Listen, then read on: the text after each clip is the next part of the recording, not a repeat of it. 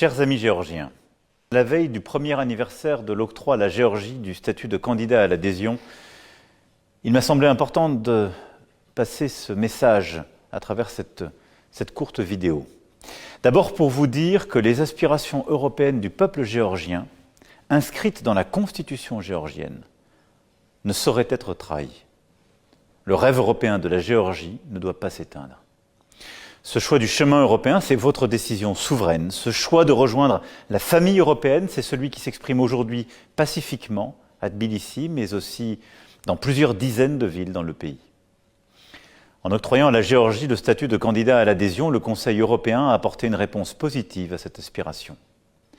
Ce choix implique un certain nombre d'obligations et d'engagements qui doivent être tenus dans la durée. La voie est tracée.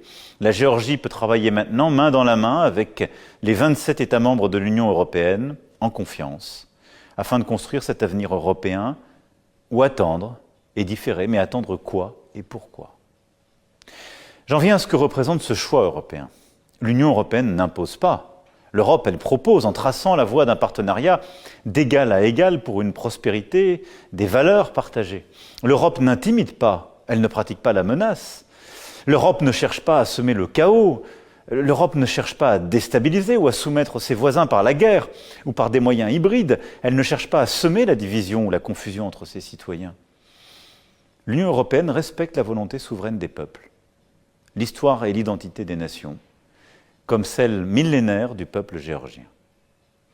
L'Union européenne ne dicte pas ce qu'est l'intérêt national, elle respecte l'intégrité territoriale, en particulier celle de la Géorgie.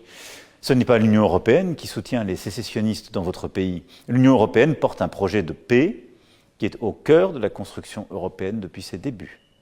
Et ce n'est pas l'Union européenne qui a lancé une guerre d'agression contre un État souverain.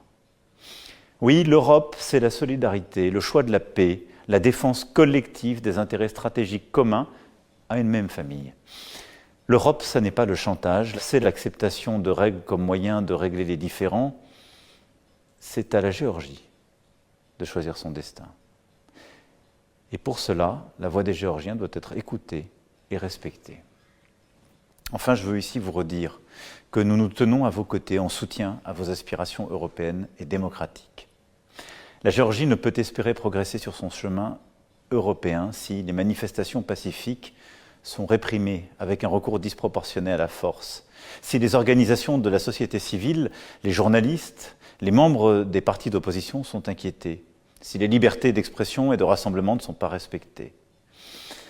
Je veux croire qu'un chemin existe, en conformité avec les aspirations européennes du pays, celui d'un dialogue ouvert, respectueux, avec toutes les forces politiques et les organisations de la société civile.